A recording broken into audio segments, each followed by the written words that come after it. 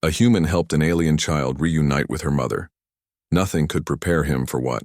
The rain fell hard on the cracked pavement of Sector 7, a forgotten corner of New Atlanta, where the city's glow barely reached. Daniel Hale pulled his coat tighter and hurried past flickering streetlights, his boots splashing through puddles that shimmered with oily rainbows. He was late again, but not for work. For his sister's birthday dinner, and he knew she would scold him if he missed it. Still, something made him pause near the alley behind the old transit hub. A sound soft and strange like glass chimes in a breeze, but coming from the shadows. She stepped closer. Heart thudding, curled beneath a rusted metal grate, was a small figure, no taller than a 6-year-old human child. Her skin shimmered faintly pale silver with streaks of lavender, and her eyes, large, dark, and filled with tears, locked onto his. She wore a tattered robe that clung to her thin frame, and her fingers trembled as she clutched a broken pendant. Daniel crouched slowly, hands open and empty. "Hey," he said gently. "Are you lost?" The child flinched but did not run. She tilted her head, studying him as if trying to understand his words. After a long moment, she pointed upward toward the stormy sky, then touched her chest and whispered a single word. Varelli did not know what it meant, but he understood enough. She was alone, scared and far from home without thinking. Daniel scooped her into his arms. She was lighter than he expected, warm like sunlight on stone. "Come on," he murmured. "Let's get you somewhere safe." Back in his cramped apartment, Daniel wrapped her in a blanket and offered warm broth. She sipped it carefully, eyes never leaving his face when he tried to ask her name.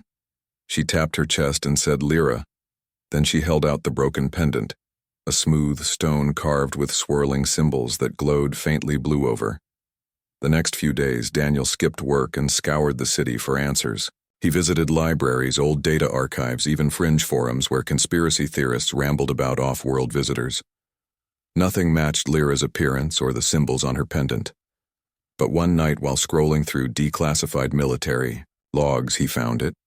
A report from 3 weeks prior, an unidentified vessel had crashed in the Pacific. No survivors were listed, but the description of the craft's markings matched Lyra's pendant. Exactly. Daniel knew then that Lyra was not just lost. She was stranded, and if anyone in authority found her, she would be taken studied, maybe never seen again, so he made a choice. He would help her find her people using coordinates hidden in the military file. Daniel rented a small skiff and set course for the crash site. Lyra sat beside him, silent but alert, her eyes scanning the horizon. The ocean stretched endlessly, gray and restless after hours of travel. They reached a remote atoll, its black sand beaches littered with twisted metal and scorched coral. As they stepped ashore, Lyra gasped. She ran ahead, her bare feet barely touching the ground. She knelt beside a half-buried console, pressing her palm to its surface. The symbols on her pendant flared to life, and a low hum filled the air from the wreckage. A hidden hatch slid open, revealing a dimly lit chamber. Inside, suspended in a stasis pod, was a woman, tall, regal, with the same silver lavender skin and flowing hair, like liquid starlight. Lyra cried out and pressed her hands. Against the glass, the woman's eyes fluttered open. Daniel watched stunned as the pod hissed and released its occupant. The woman stumbled forward, weak but determined, and wrapped Lyra in a fierce embrace. Their voices mingled in a language of chimes, and sighs full of sorrow and relief. After a long moment, the woman turned to Daniel. Her eyes held gratitude, but also something deeper. Warning, she spoke in halting English, her voice like wind through crystal. "You saved my daughter, for that I owe you a debt beyond measure, but you must leave now, they are coming." Before Daniel could ask who, the sky darkened, not with clouds but with ships, sleek obsidian vessels that blotted out the sun. They bore no flags, no markings, only a single symbol, a coiled serpent eating its own tail. The woman's face hardened. "Hunters," she whispered. "They track us through the pendant signal. They do not take prisoners." Daniel's blood ran cold. He had brought them here. His kindness had led death to their doorstep, but the woman placed a hand on his shoulder. "No," she said, as if reading his thoughts. "Your heart is pure, that is rare among your kind, and because of it you will live." She turned to Lyra and spoke quickly in their native tongue. Lyra nodded. Tears streaming down her cheeks, she ran to Daniel and pressed the broken pendant into his hand. Then, with a final look of sorrow and love, she stepped back. The woman raised her arms. Light erupted from her body, blinding and brilliant. The air crackled. With energy, Daniel shielded his eyes as the ground trembled when he looked again. The woman and Lyra were gone, vanished into thin air. Only the pendant remained, now whole and pulsing softly in his palm. The hunters' ships hovered lower weapons. Charging with a low, ominous whine, Daniel knew he had seconds to act. He sprinted for the skiff engine, roaring to life just as plasma bolts seared the sand behind him. He dodged through the waves, heart hammering the pendant burning warm against. His skin back in New Atlanta, Daniel returned to his ordinary life, but nothing felt ordinary anymore.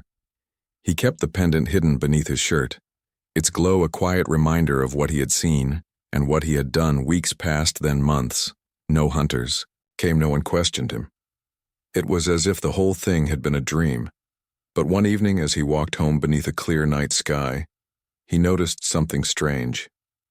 The stars seemed brighter closer, and among them one pulsed with a familiar blue light. He smiled, knowing they were watching over him.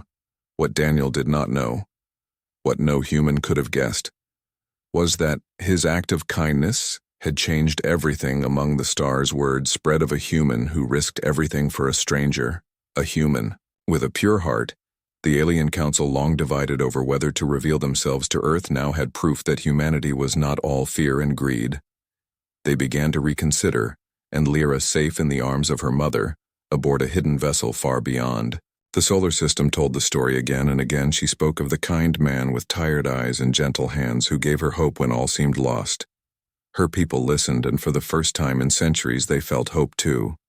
Daniel never saw them again, but sometimes on quiet nights he would look up and feel a warmth in his chest, as if the universe itself was thanking him. He had helped a child find her mother, and in doing so, he had unknowingly lit a spark that would one day bring two worlds together. Nothing could have prepared him for that. But then again, the best things in life rarely come with warnings. They arrive quietly in the form of a lost child in the rain and change everything with a single act of kindness. Snow melted into spring, and the silver tree in the First Contact Plaza bloomed with soft lavender flowers that released a scent like rain and starlight. People came not just to see it, but to sit beneath its branches and speak in hushed tones of hope, dreams, and the man who once helped a child in the rain. Daniel Hale was gone now, but his presence lingered in every act of kindness that rippled outward from that spot. His apartment remained untouched by time. The city preserved it as a quiet memorial, not with plaques or statues, but with care. The pendant he wore rested now in a glass case beside the crystalline orb and the seed pod from Lyra's world. But the true memorial was not in objects. It was in how people treated one another. One morning, a young girl named Mia stood at the edge of the plaza. She was 8 years old, with wide brown eyes and a tattered scarf wrapped around her neck. She had run away from a crowded shelter where no one had time to listen. And now she felt lost. In a city that moved too fast, she saw the silver tree, and something about its gentle chimes called to her. She walked beneath its branches and sat on the same bench Daniel once favored. The wood was smooth from years of use and warm despite the cool air. As she sat, a small orb of light floated down from the highest branch and hovered before her. It was no bigger than her palm and glowed with the same blue as the old pendant inside. The orb images swirled. A rainy alley, a scared child with silver skin, a man with tired eyes offering a hand to Mia reached out, and the orb dimmed, then brightened as if recognizing her. She did not know it, but the tree had chosen her. That evening, as dusk painted the sky in soft purples, a virile woman appeared. At the plaza's edge, she wore simple robes and her hair shimmered like moonlight on water. She was older now, her face lined with time, but her eyes held the same warmth as the day she reunited with her daughter. Lirashi walked slowly to the tree and stopped when she saw Maya. The girl looked up, startled, but did not run. "You feel alone," Lyra said softly. Mia nodded. Lyra sat beside her. Not too close, just near enough to share the quiet. "I was once like you," she said, "lost far from home with no one to turn to. Who helped you, a human?" She replied. "His name was Daniel." Maya's eyes widened.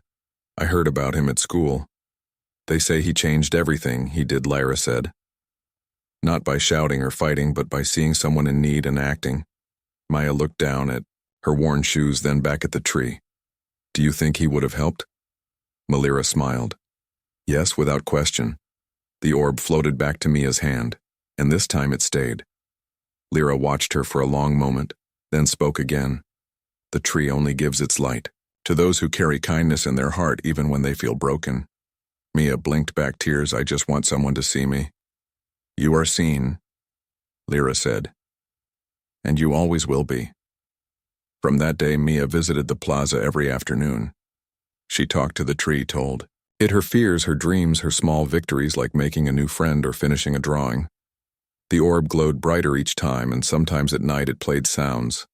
Daniel's voice saying, "Come on, let's get you somewhere safe." Word spread quietly of the girl who spoke to the silver tree, and soon others came, not to stare but to sit, to listen, to share their own stories beneath its branches. The city changed again, not with laws or technology, but with quiet connection. Meanwhile, far beyond the solar system, the Council of United Worlds held a new session this time, not to debate humanity's worth but to honor it. They declared the day Daniel helped Lyra as the Day of Open Hands, a universal reminder that compassion is the strongest bridge. Between stars, Corex delegates attended not as judges but as students. They had begun teaching their young not just strength but empathy, and Theri scholars studied Earth's art, music, and stories not as data, but as proof that logic and feeling could walk together, and Lyra, now an elder among her people, returned to Earth often not as a visitor, but as a guardian of the bond Daniel had forged. On summer evening, as fireflies danced around the plaza, Lyra found Mia sitting alone again, but this time, the girl was not sad. She was sketching in a worn notebook. What are you drawing? Lyra asked. A ship, Mia said. But not like the ones in history books, one that carries stories. Not soldiers. Lyra sat beside her. Tell me more. Mia spoke of a dream she had since, holding the orb, a vessel shaped like a leaf with rooms filled with books, songs, and memories from 100 worlds. It would travel not to conquer, but to connect. Lyra's eyes shone. You are carrying his legacy forward. Is that what I'm supposed to do? Lyra said gently. You are supposed to be yourself, and if kindness is part of that, then the universe will follow.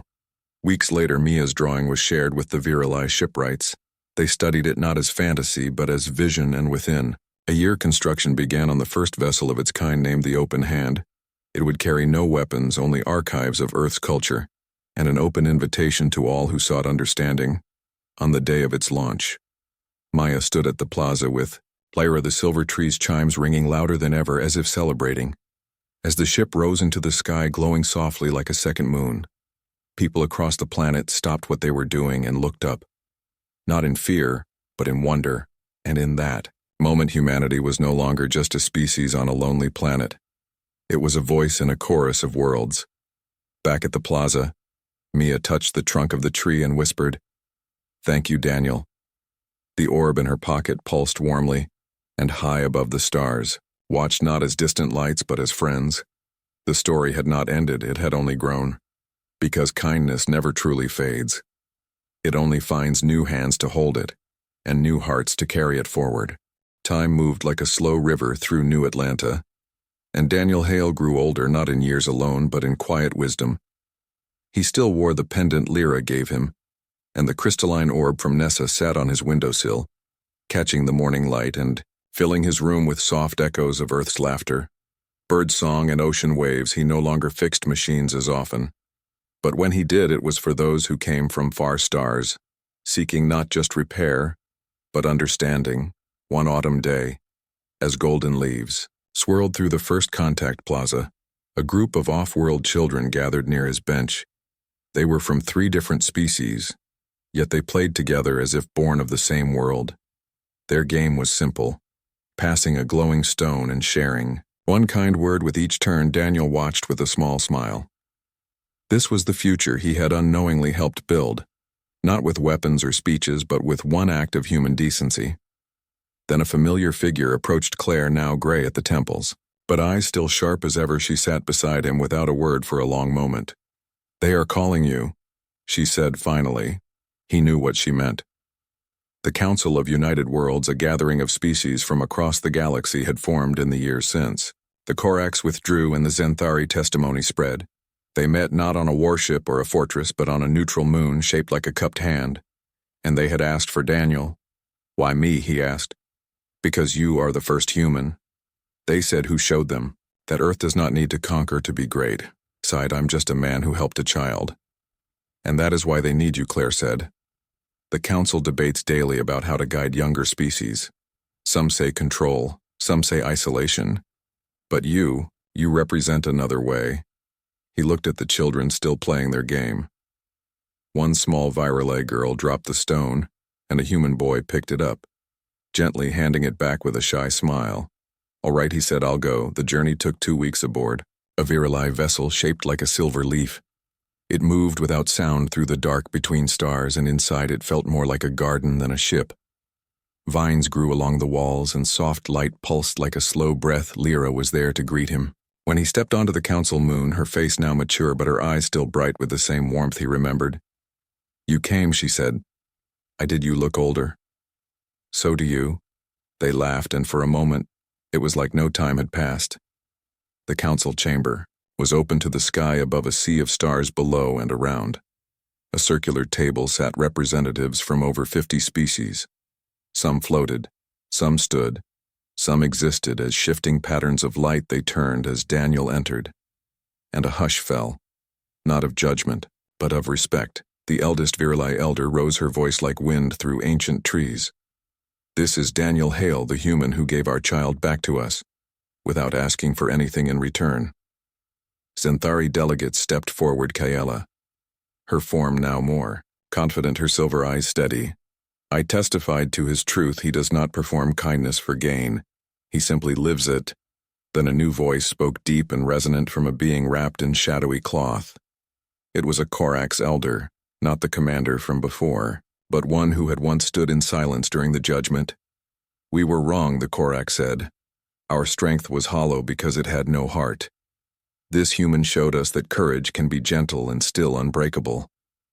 Daniel stood quietly as they spoke. Not as a hero, but as a witness. Then the council asked him to speak. He looked around at faces so different from his own, yet now familiar in their search for meaning. I don't know much about galaxies or laws, he began. But I know this: when you see someone hurting, you help if you can.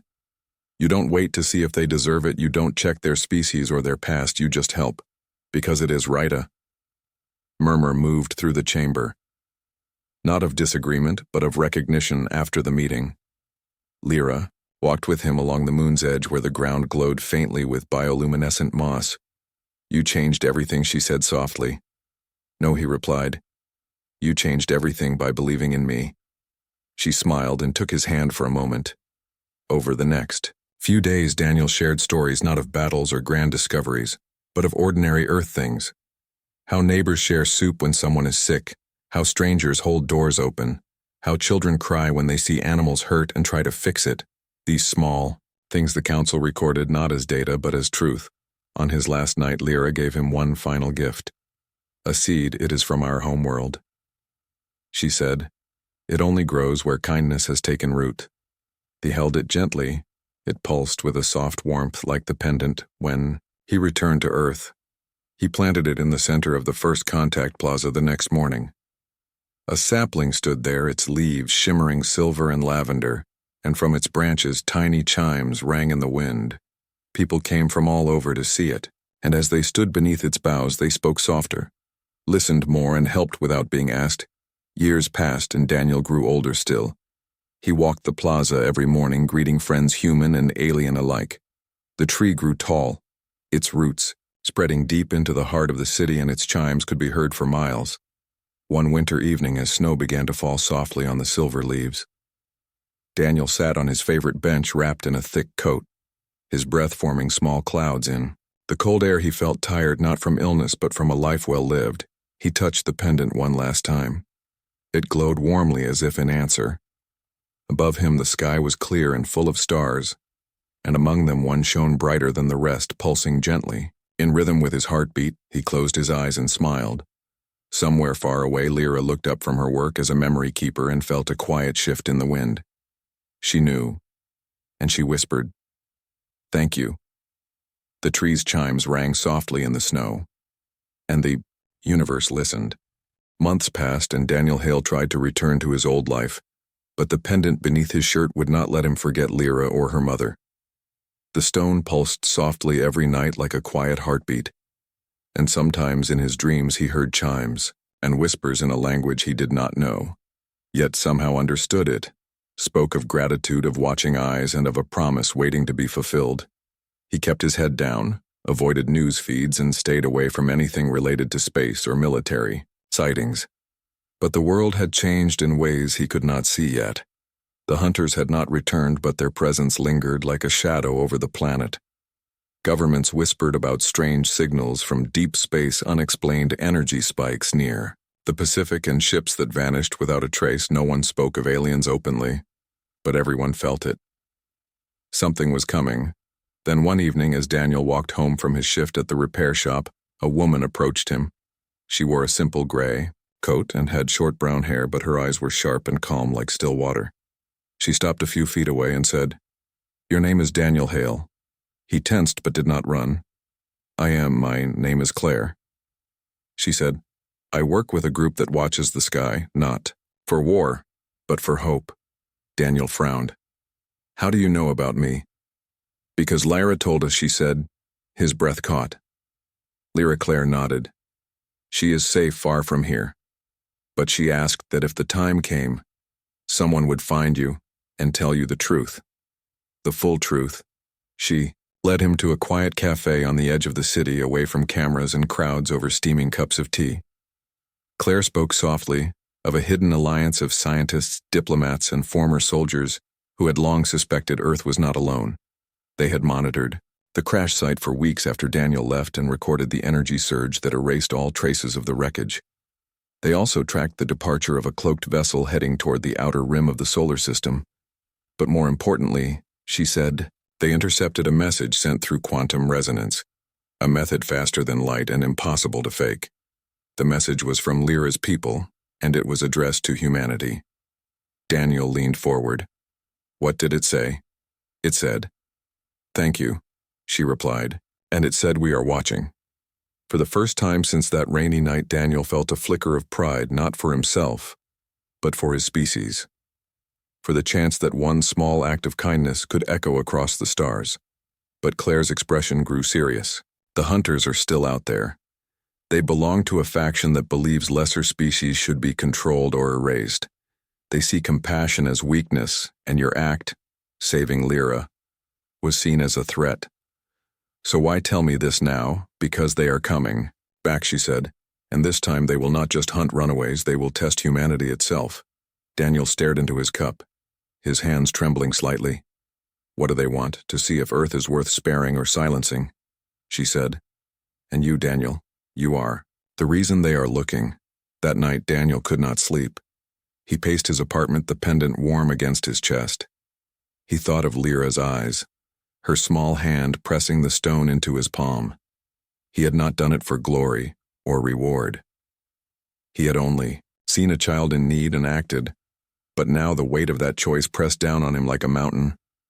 The next morning, Claire returned with two others, a man named Leo, who spoke little but watched everything, and a woman named Maya, who carried a device that hummed like a tuning fork. She held it near Daniel and it glowed blue. "The pendant is active," she said. "It is not just a token. It is a key. A key to what? To trust," she replied. Over the following weeks, Daniel trained with them, not in weapons, but in awareness, in listening to silence, in reading the sky, not as empty space, but as a living map. They taught him how to sense energy shifts, how to recognize cloaked signals, and how to stay calm when the world felt like it was unraveling. He also learned more about Lyra's people. They called themselves the Virilai, a peaceful civilization that valued memory, empathy, and connection. They did not build empires. They built bridges between worlds, but their compassion made them targets. The hunters called themselves the Korax. They believed only the strong deserved to exist, and they saw the Virilai as a disease of mercy. One evening, as the team gathered in a hidden bunker beneath an old observatory, Maya played a recording.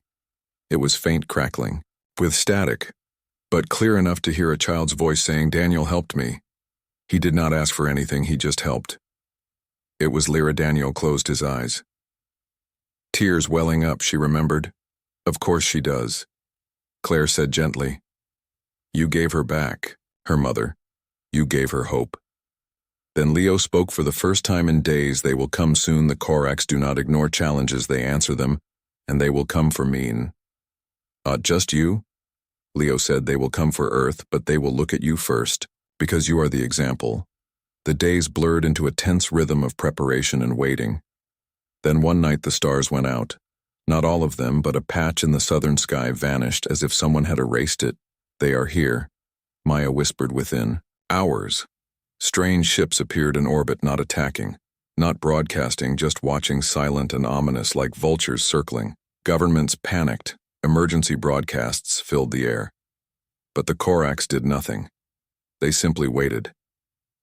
Then a message came, not through radio or satellite, but through every screen, every phone, every public display in every language. It showed a vast obsidian chamber and a tall figure with eyes like burning coals. People of Earth. It said, we have watched you. We have seen your wars, your greed, your cruelty. But we have also seen one among you who acted without fear, without reward, who saved a child of another kind. That man is Daniel Halif. He steps forward and stands before us alone. We will speak if he does not. We will judge you by your silence. The world held its breath. Daniel knew what he had to do. Claire tried to stop him. You do not have to do this. Yes, I do, he said.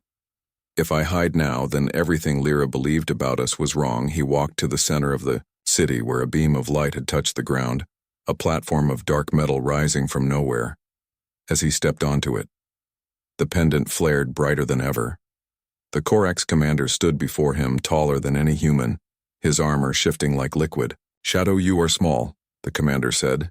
And weak. I am human, Daniel replied. And we are not always strong. But we try. The commander studied him, then nodded to the sky. A new light appeared, not from the Corax ships, but from beyond them, a silver vessel, shaped like a blooming flower. It descended slowly, and from it stepped Lyra and her mother. Lyra ran to Daniel and hugged him tightly. You came, she whispered. I had to. Her mother faced the Corax commander. You see, she said, compassion is not weakness, it is courage. The commander was silent for a long time. Then he turned to Daniel. You have proven that your kind is not yet lost. We will watch longer. With that, the Corax ships vanished as quickly as they came. The Virili vessel remained for one more night. Lyra gave Daniel a new pendant. This one whole and glowing with steady light, it will connect us, she said, whenever you feel alone. Just hold it. Then they left. Daniel returned to his life. But now he was not just a repairman. He was a bridge, and across the stars, the story of the human who helped an alien child spread not as a legend, but as a lesson, because sometimes the smallest act of kindness is the loudest voice in the universe. Years had passed since Daniel Hale stood beneath the silent ships and held the fate of two worlds in his quiet courage. The pendant Lyra gave him still rested against his chest, warm and steady like a second heartbeat. But the world around him had changed in ways no one could have predicted. The sky was no longer empty.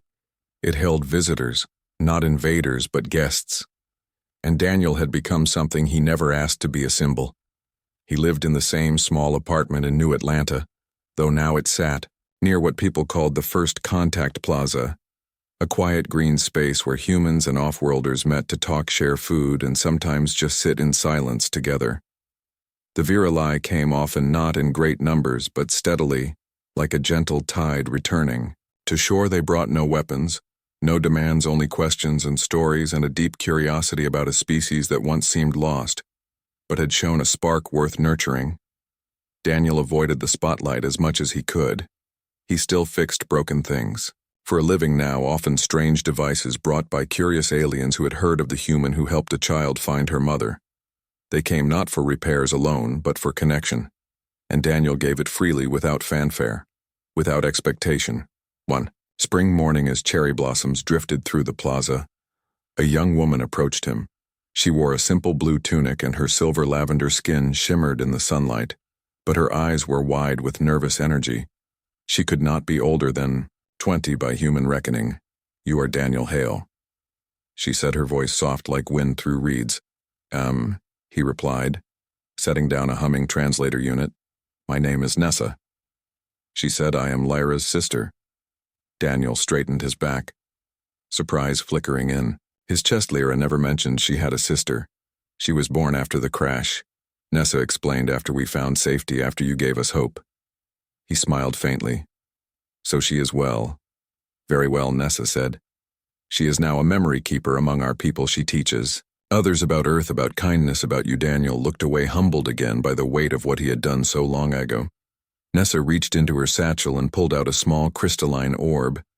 It glowed faintly with the same blue light as the pendant. Inside, tiny images swirled. Scenes of Earth forests, oceans, children laughing in parks. Lyra made this, she said. It holds memories not just of her time here, but of everything she learned from your world. It is a gift for you. He took it gently. There. Orb warm in his palm, as if alive. Thank you, he whispered. But Nessa did not leave. She shifted her weight and her voice grew quieter. There is something else. Daniel waited. The Koraks have not returned, but others have, some who heard the story and do not believe it. They say a human could not act so selflessly. They call it a lie, a trick by the Virli to weaken our resolve. He frowned. Who are they? A new faction, the Zenthari. They value logic above all emotion. They see compassion as a flaw in design, not a strength. They have challenged the Virli to prove that humanity is truly capable of pure intent. How? By sending one of their own to live among you unseen, to test your nature. Daniel's stomach tightened. When they are already here, Nessa said, and they will watch you most of all because you are the example. That night Daniel could not sleep. He walked the quiet streets of New Atlanta, the city now dotted with soft glowing signs in multiple languages. Alien children played with human ones. In shared playgrounds, their laughter blending into one sound. But beneath it all he felt a new tension. A hidden gaze. Days turned into weeks and nothing seemed out of place. Yet Daniel sensed it. A stillness where there should be movement. A silence. Too perfect. Then one rainy afternoon, much like the day he found Lyra, he saw her, a young woman standing alone under a broken awning near the transit hub. She wore plain clothes, but her posture was too precise. Her eyes too observant. She watched people, not with curiosity, but with calculation. Daniel approached slowly, holding out his umbrella. You look lost, he said. She turned, and for a moment her mask slipped, just enough for him to see the faint silver sheen beneath her human disguise. I am not lost, she said, but I am searching for what? For proof, she replied, that kindness is real and not just a survival trick. He studied her face, not with suspicion, but with understanding. You are Zentharish. Did not deny it. My name is Kaela. She said, I was sent to watch you, to see if your act with Lyra was true or staged, and what have you seen? She looked around at the city, at the humans helping strangers, carrying groceries for elders, sharing food with street vendors. I have seen many things, she admitted. Some cruel, some kind, but you treat everyone the same, whether they are human or not, whether they can repay you or not. That is just how I was raised. She shook her head. No, that is rare even among your own. They walked together that day and many days after, not as tester and subject, but as two beings trying to understand each other. Kayla asked hard questions. Why do you help those who cannot help you back? Why do you risk yourself for strangers? Why do you not seek power or praise? Daniel answered simply, because it feels right to her people. That was not logic, it was chaos. But slowly Kayla began to see the pattern beneath the chaos. The quiet strength in choosing good, even when no one is watching. One evening, as they sat on a bench, watching the sunset paint the sky in gold and violet, she turned to him. I will report what I have seen. She said, the truth. And what is the truth? That your species is flawed. Yes, but also capable of something. My people have forgotten how to name. She paused, then added grace. Weeks later, Kayla prepared to leave. Before boarding her cloaked shuttle, she handed Daniel a small silver disc. This is my people's record, she said. It carries my testimony. It will be heard across many worlds. He took it and nodded thank you, but she was not done. She placed a hand on his arm, her eyes serious. The Zenthari Council is divided. Some still believe emotion is weakness, but others are beginning to wonder if feeling is not a flaw but a compass. Then she left, Not long after a message arrived, not through screens or broadcasts, but through the pendant itself, a soft chime and a single image. Lyra standing beside her mother on a balcony overlooking a city of light. She smiled and held up a hand. In greeting, Daniel touched the pendant and whispered, "I'm glad you're safe." Life returned to its rhythm, but the ripples of his choice kept spreading. Schools began teaching the story not as myth, but as history. Children wrote letters to the stars, hoping someone would read them and answer. And sometimes in the quiet hours, Daniel would sit on his balcony, look up at the night sky and feel the warmth of the pendant against his skin. He had never wanted to be a hero. He had only wanted to help. A child in the rain, but that one act had opened a door between worlds, not with force or fear, but with a single open hand. And now that door stayed open not because of treaties or technology, but because someone once chose kindness over caution. The universe had taken notice, and it was watching still, not to judge but to learn.